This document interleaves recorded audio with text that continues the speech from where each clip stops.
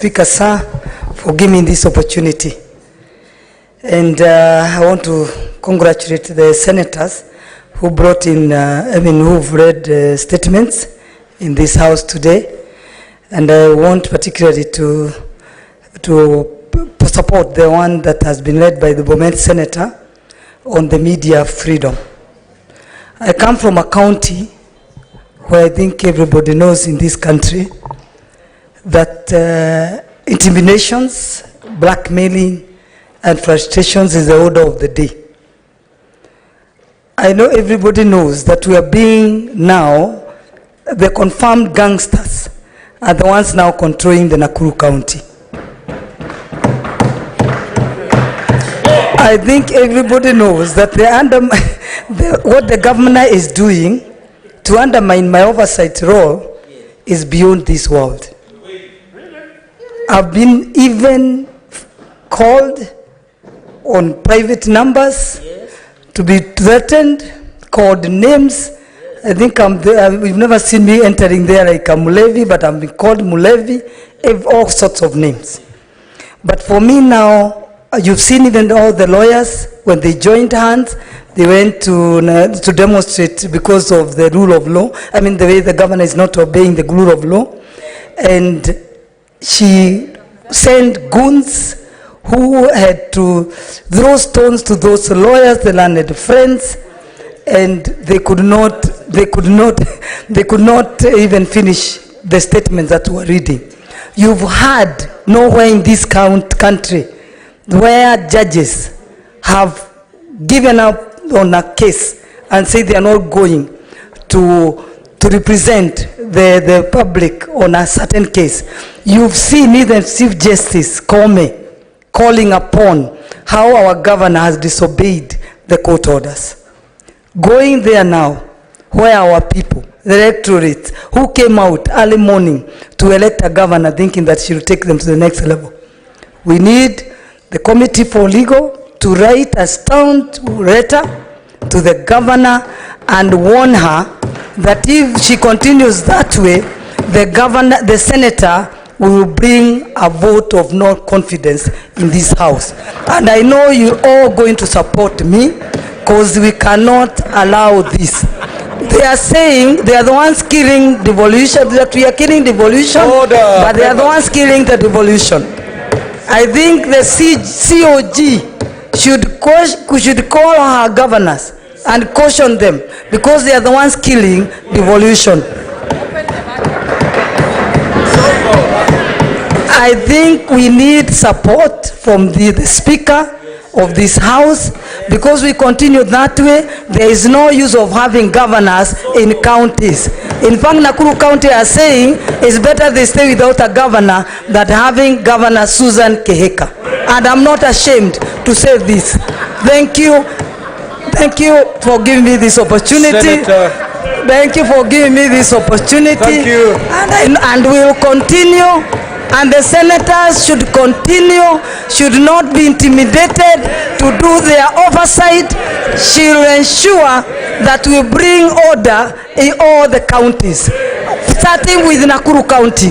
Thank you. Asante. God bless.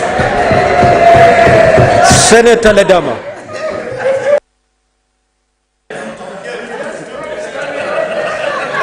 Mr. Speaker, I rise to support the statement by Wakili Sigei. And Mr. Speaker, the statement by Wakili Sigei should worry all of us. We are here as the ombudspersons of the citizens who have elected us to come here. If the other ombudspersons who are journalists write about what is happening in counties, you hear statements from county governors that the senator has bought those journalists. Mr. Speaker, the threat, the dangers that our young men and women who are doing their job are facing today, if we don't stand firm, nobody will be able to report. Mr. Speaker, if you come to Nairobi from Machakos County, you'll see a big billboard with President Ruto. It says, if you see something, say something. That is the message that we want to pass to all the journalists out there.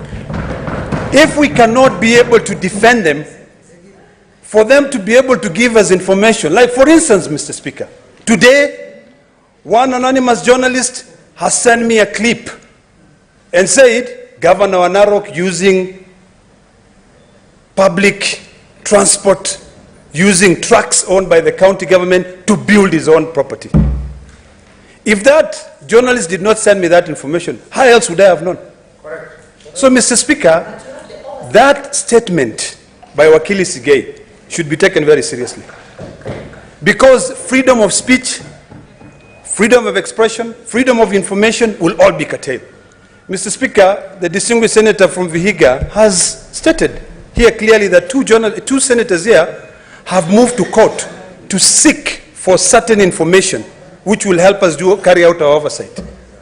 Because they are refusing to accept that there is a provision in the law, Article 35, of access to information. So if they do not respect that, how else do you expect them to respect journalists? This statement, Mr. Speaker, must actually go further.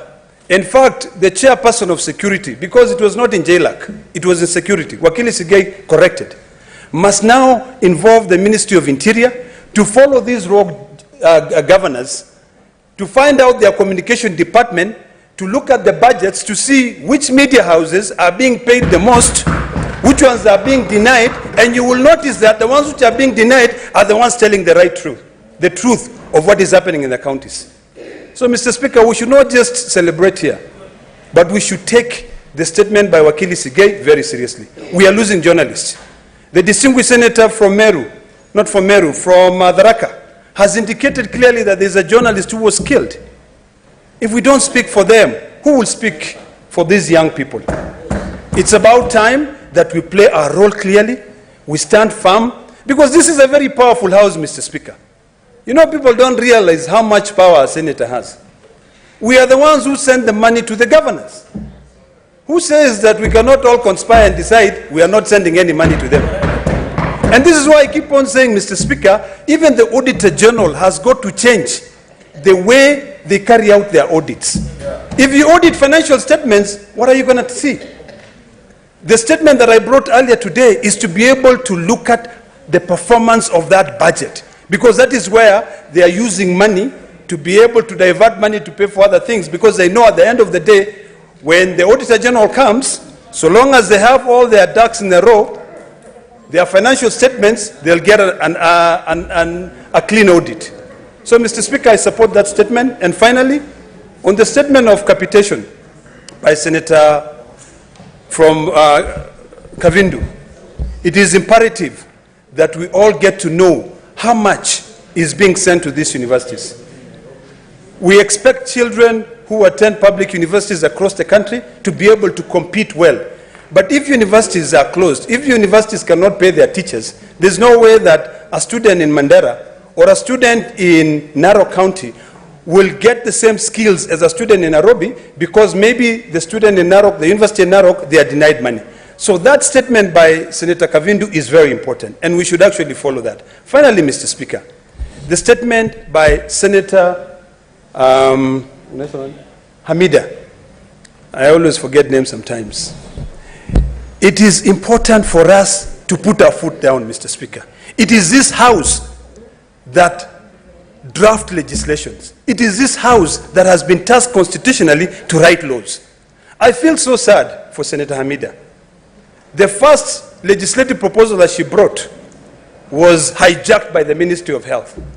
Now, she has another proposal which is also being hijacked by the executive. So what is her role here? She sits down, she writes legislations, proposals, they are delayed. Before you realize a legislative proposal is brought from the executive, it is passed through the channel so fast and it is published. Why should she sit down and carry out serious research and then come here and then rubber stamp something which she doesn't understand? And in most cases, Mr. Speaker, the legislative proposals from the executive are plagiarizing the work of distinguished senators in this House. So, Mr. Speaker, that is a matter that we have to take seriously. We have to defend our role. Our role here is clearly to represent our people. It is to oversight counties, and no one should tell any senator that you don't have the powers to do that. We are powerful. Let us put our foot down. I'm very happy to see my sister Tabitha Kiroche, really excited about it, but let's carry out the oversight. I thank you, Mr. Speaker. Senator Orwoba.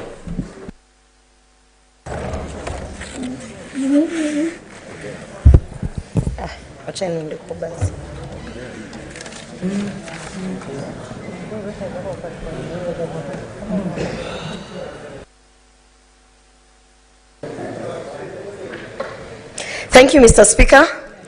I would like to comment on two statements. On the statement of the delayed of issuance of passports by Senator Mbugua.